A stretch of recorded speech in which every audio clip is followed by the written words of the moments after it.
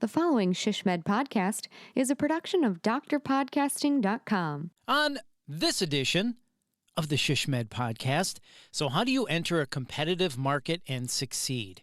Everybody wants to succeed. Competition is tough. So having some strategies and tips on how to do that would be really important. Aha! Good news. We have got Linda Carifi and Naomi Savitz from Atlantic Health Systems. They are co-presenting a session at this year's ShishMed Connections in-person annual conference in San Antonio, which is coming up September 19th through the 21st, titled Challenges and Successes Entering a Competitive Market.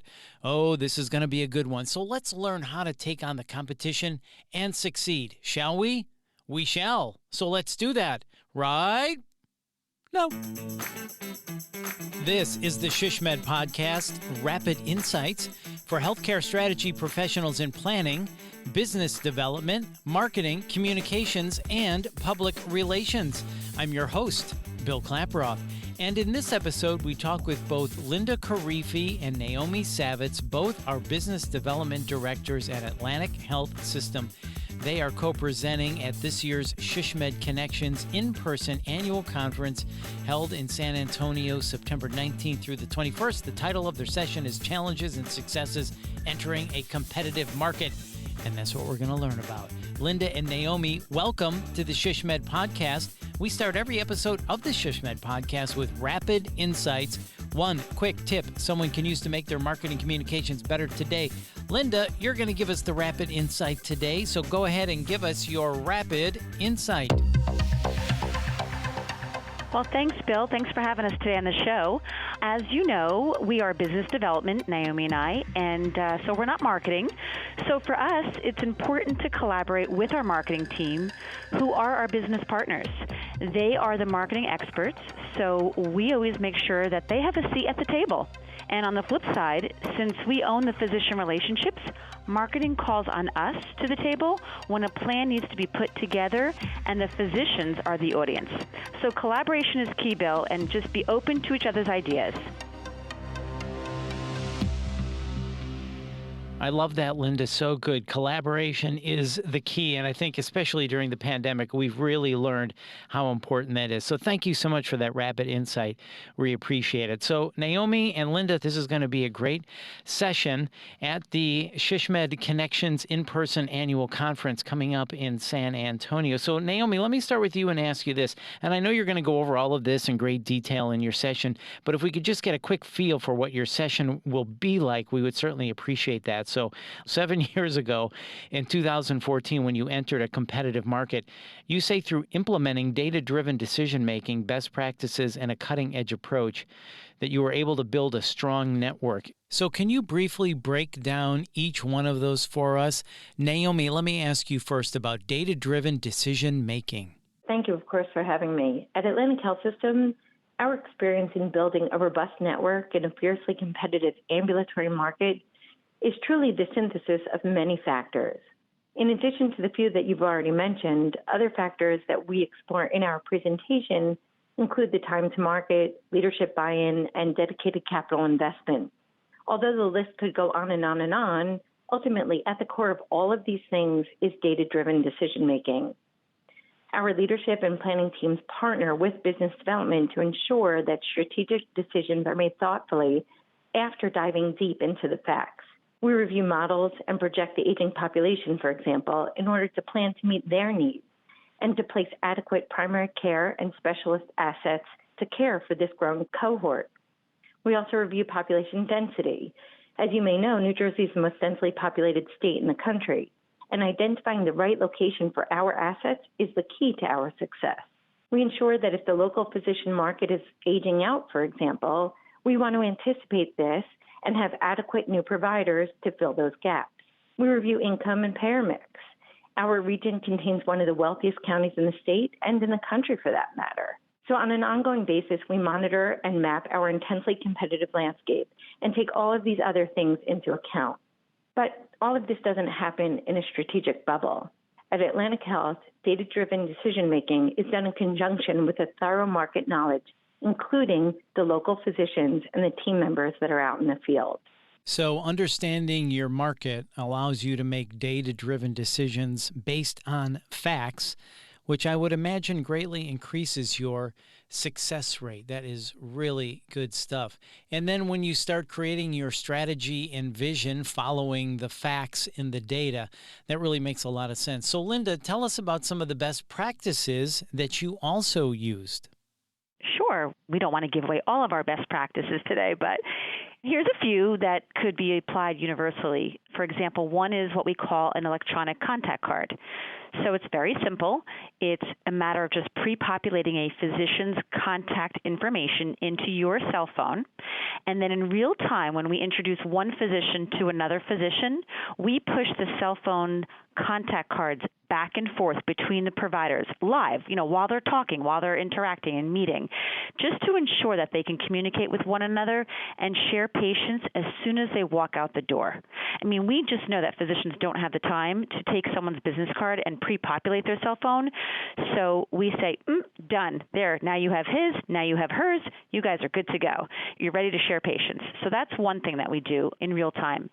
Another is something that we call a custom medical neighborhood. So based on geography and a practice's needs, we create a tailored list of providers that meet the needs. For example, if a practice is closer to one of our hospitals, let's just use Morristown Medical Center as an example, then we'll have in that custom medical neighborhood, we'll have services that are weighted more towards that geography, just because we know how important drive time is and how care is local and people don't want to go that far for care. So again, we customize these for each practice to make it easy when they need to make recommendations and referrals to other providers. And I'll let Naomi just give a few as well. So then what we've also done is taken that concept of the custom medical neighborhood and we've tweaked it a little bit. And we've made something that I think is really unique to Atlantic Health System called the Palm Card. And we call it that because it's a list that literally fits in the palm of your hand. So yes, there are applications available that they can download and use. But this is more traditional. It's a list that is made on a medical-grade plastic that fits into the pocket of a lab coat. It's a larger catchment area. It's a larger list that when the physician is standing in front of the patient and needs the name of a person to refer to, they can pull out this list, flip through it by specialty, pull out that name, and share it with the patient in real time. When the patient gets to the front desk, they can ask specifically for that name that was shared with them. Something else that we really do, which we're very proud of, is building a culture of community. We work really hard on creating innovative networking events that make our physicians feel very tied to one another. In addition to having lunch or breaking bread, we do evening networking events that are really outside the box. Things like speed dating, or we just recently had a great event that had food trucks in a parking lot. So we were COVID-friendly and allowing the physicians the time to get to know one another. Because we really believe fundamentally that when a patient is in front of a physician and asks, should I go to this doctor? Do you know them? Would you send your mother to them? We want our doctors to be comfortable and to be able to answer honestly. And we believe that it's our responsibility to create the opportunities for our network to get to know one another and to build trust with one another so they can build that confidence out to the patients when making a referral. Those are really great ideas. What great best practices. I love the real-time business card. That is so cool. And then you also talked about the custom medical neighborhood and the Palm Card. That's pretty cool, too. And then, of course, building a culture of community. Those sound like cutting-edge approaches already, but I wanted to ask you about those, too, Linda. So on top of those things, tell us about this cutting-edge approach that you took. Sure. Well, we believe that taking a multi-pronged strategic approach is cutting edge. And what we did in this scenario was we chose to be the competition and join the competition. So let me paint a scenario for you. This is a hospital market, and we chose to enter this market without a hospital of our own. That's number one. Number two, this market that we entered has several other existing systems within approximately a 15-mile radius of one another. Now, Hospital A, for lack of a better term, right? Hospital A was a small, unaffiliated community teaching hospital that today is part of a large statewide system. Hospital B, in the neighboring county to Hospital A, is a 178-bed teaching hospital that we have many existing clinical affiliations with, like, for example, pediatrics and cardiology, et cetera. But in our case, what we chose to do was to be the competition for Hospital A by coming into their market, and simultaneously, we chose to joint venture with Hospital B in Hospital A's market. That was a risk. So again, we chose to be the competition and at the same time join the competition in another competitor's market. Be the competition, join the competition. So as you call it, a multi-pronged strategic approach. That's pretty cool. Be the ball, be the ball. I know there's a movie that comes from, I don't remember what it is, that when you said that's what I thought of, be the ball. But be the competition and join the competition. Well, that is a cutting-edge approach, and thank you for sharing that with us, Linda. And Linda, I'm sure you're going to go into more of this in detail during the session. Is that correct? That's correct, yep. And then, Linda, I also want to ask you about the physician network that you've built. Why is building a physician network important, or how was that important to your success? Well, before I answer, let me remind you that Atlantic Health System does not have a hospital located in this market, as I just said. And again, our two nearest medical centers are approximately 20 miles away. And here in Jersey, that's a 30-minute drive. So a physician network is really important because without building a clinically integrated network, Atlantic Health System would have had no presence. So today, our physician network is over 200 strong with a formidable primary care base of 10 employed practices and a multi-specialty building home to more than 20 specialties. And I would be remiss, Bill, if I didn't mention that our Accountable Care Organization, our ACO, served as the foundation to this network. We were very fortunate years ago to have a group of visionary physicians who understood that they needed to partner with an exemplary healthcare system that focused on patient-centered care and cost-effectiveness, and that was us. And this was fundamental to acquiring market share in this ambulatory market. So it sounds like this all came together nicely. The physician's goals matched up with Atlantic Health System's goals. Is that right? That's correct. Yep. And I know you'll share a lot more details during the session. So Naomi, let me ask you this. You also opened a multi-specialty building, de novo practices, vascular surgery center, ancillary services, and launched a joint venture including an ASC. Can you tell us about those? Yeah, I'd love to. I just want to separate out the joint venture component from all of the other services you mentioned, the multi-specialty, the de novo practices, vascular surgery, and the ancillary, because it sort of has to be dealt with in its own bucket.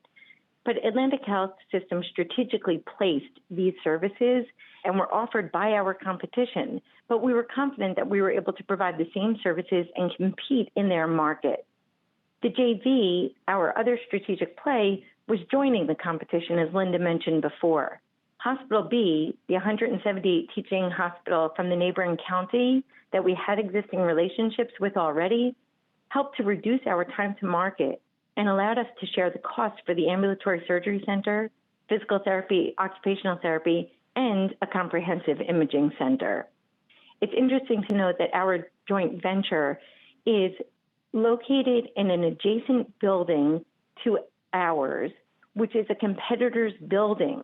So we literally sit next to each other. And in order to go into our joint venture, you have to cross the threshold of our competitor's building. Well, I guess if you want to get up close and personal with the competition, you are definitely doing that. That is pretty darn interesting. So let me ask you this. All of this that you've talked about, is this something that other health systems can duplicate? Well, I don't think it's about duplicating our model. Rather, it's taking away our key successes and being prepared for their own challenges and making sure that they customize their solutions based on their market knowledge, engaging strong physician leadership in order to be successful.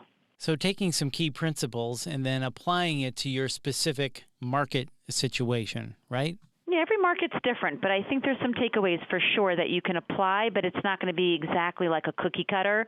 You're going to have to manipulate it and massage it based on your market. For sure. And then, Naomi, getting back to the session, what are you hoping session goers will learn or walk away with?